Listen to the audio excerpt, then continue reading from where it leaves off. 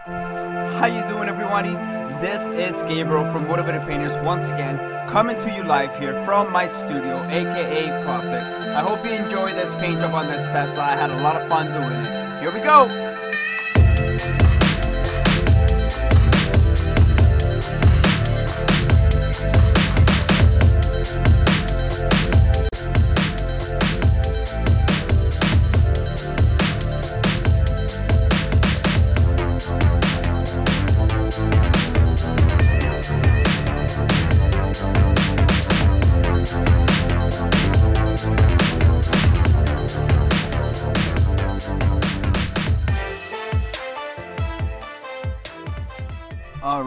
Alright, here we go. So, first things first, you know what it is. Clean. Alright. I'm obviously cleaning really fast. I sped up the video, but I always try to clean very slow, because the slower you clean, the less friction you're gonna create, right? So that's why, I mean, I could be wrong, I'm not a scientist, but that's why I try to clean slow. I don't clean very fast. So but as you can tell, I did clean the paper, because it's very important. If you have some dirty paper, you're gonna have some dirty jobs. So I will do a sprayer card for this car, just so I can check it after, since it's the first color of the Tesla that I'm doing. So I wanna just make sure that's gonna be okay. So I'm spraying there about 25. I wanted to keep it small. I want to keep it contained, and I'm mixing it up a little bit here. I'm going to do some talking inside the booth and some talking outside the booth. So first coat, I did it nice and light. Just want to make sure I put some color on there, and then with my handy blower, blowing it nice and dry.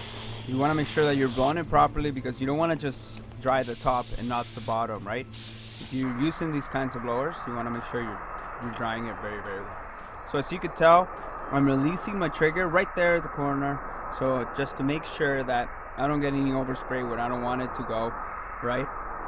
And then I'll show you inside the booth there, just a little technique on the way that I'm spraying it. See how I'm twisting the gun there? I'll talk a little bit about that, and but I want to try to keep it as small as possible to contain that color, and I don't want it to go where I don't want it to go, of course, right? So this thing had like a little dent and a scratch on it.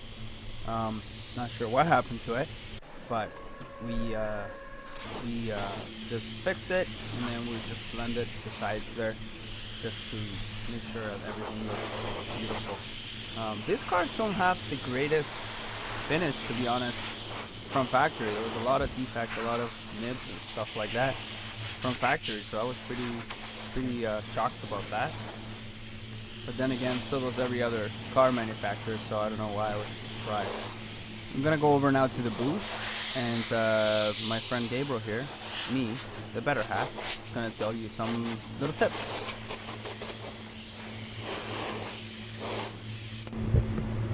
So I put 2 coats on. Looks good. Now I'm gonna put a double control coat, just to even it all out and make sure it blends nice, and then I'll check it. This usually Tesla colors, from what I've seen, they're pretty good. So I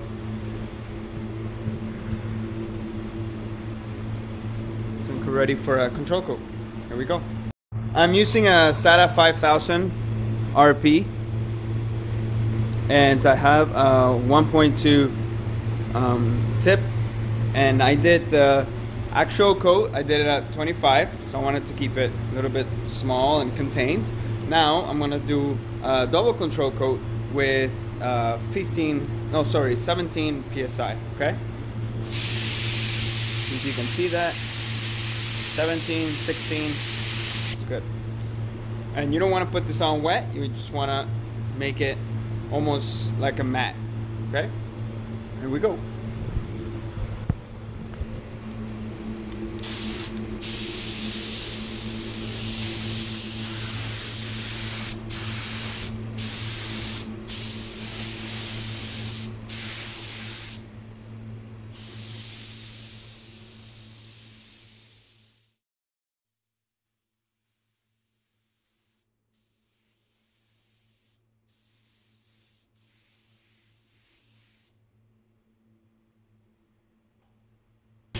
On my control coat, I don't like to blow it too hard, just in case the base decides to do something funky on me. So I like to just do it kind of lightly, far away, make sure it's kind of like drying on its own.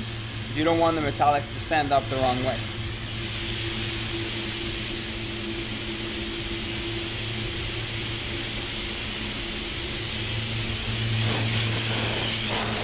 If you haven't used one of these blowers before, they are great. That's why I sell them, because I believe in them. I've been using them for years. So I figured out a way of getting a bunch of them, and now I'm able to sell them to you guys. So, which it also helps me out a lot, just to keep Motivated Painters going. So if you want one of those, even, you know, if you already have one and you just want one to support me, I would like appreciate that so much. So they're 25 bucks US, and that's free shipping to the US, and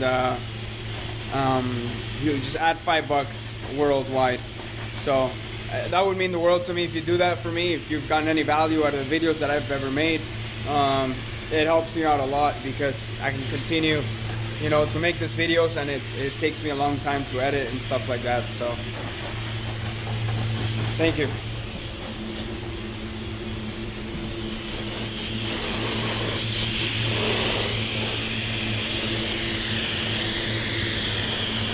There we go, it looks good.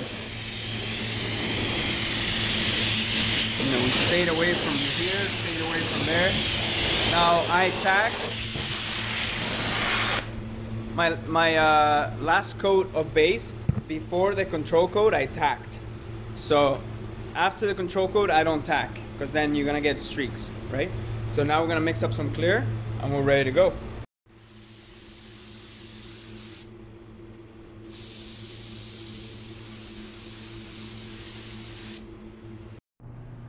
So I'm going to use IWATA WS400, and this has 14 HD cap, which is new, which is 1.4, and I'll be spraying at 35.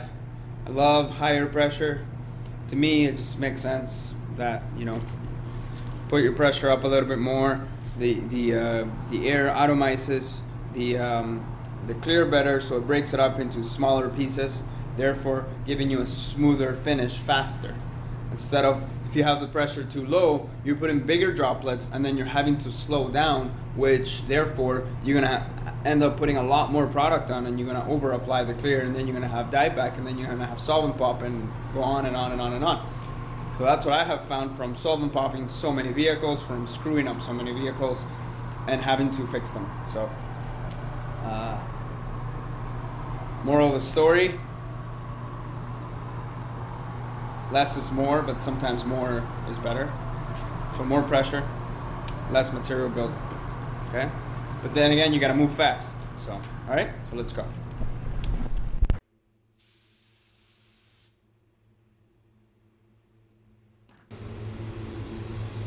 Then I'm gonna come like here, and then there, and then there, and then I'm gonna twist my gun just a little bit, because if I spray it like this, if I try to spray like this, it's gonna be a whole bunch of buildup there, and there's still not gonna be enough clear in there. So by going like this and then pulling the trigger halfway, you'll be able to get enough product under that it's gonna match the factory finish, all right? And then I'm gonna come this way, and I wanna make sure I get that edge. Okay? My friend prepper Miguel told me to remember to paint that edge, Gabe, because you miss edges all the time. So I said I totally agree.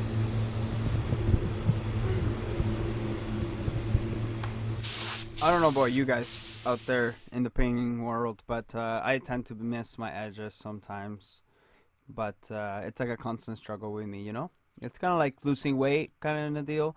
You know, every January my resolution is to get better edges, you know, make sure I get some color and clear on them. And by January 10th, I've already screwed up, so. But yeah, so you see how I twisted the gun in there while I'm trying to get into that gap? Because that gap in there has some material in there, but not that much from factory. But you still want to make sure that you get enough material on there.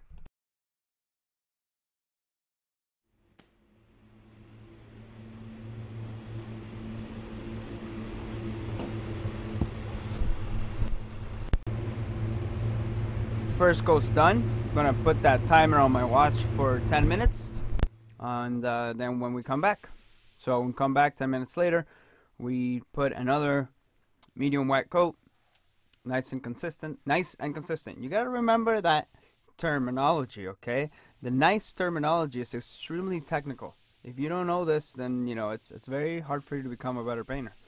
You gotta make sure you get that nice terminology. That's the way it, you know, it just means very nicely sprayed, whatever that means, right? So yeah, get that terminology down, all right? Ask your painter or your teacher or whoever's teaching you what a nice coat looks like. But anyways, I say nice a lot. I don't know why, but I mean consistent, proper overlap coat on there. I usually do 90% overlap. I just like to keep it nice and close. And you see how I'm twisting my gun, right? I'm not spraying with my gun vertically. I'm spraying it horizontally, and I'm also not pulling the trigger all the way in those spots because you don't want to flood it with a bunch of clear. So this job actually came out beautiful. I didn't even have to touch it. It got put together and it was good. So you got to be careful with those edges. Always. And if you see me touching up there, some guys would be like, oh, the clear's not going to melt in properly, this and that. But I'll tell you a little secret. If you spray at the right temperature, then your clear gives you a little more forgiveness, okay? If you put it at the right temperature, then which is like 75, not too cold, not too hot, and it turned out beautiful.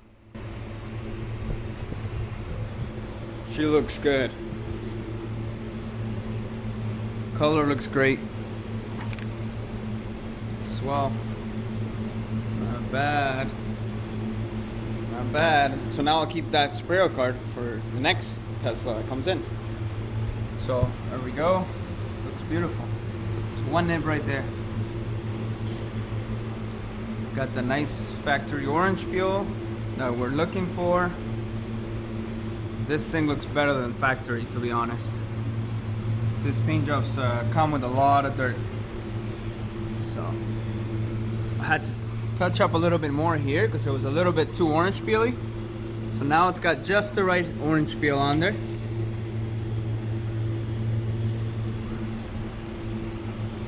Looks good.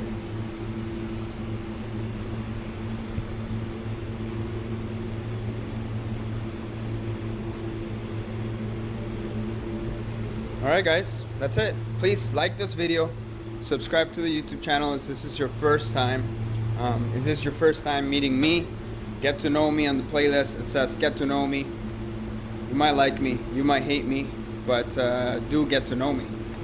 Take care, God bless, Motivated Painters out.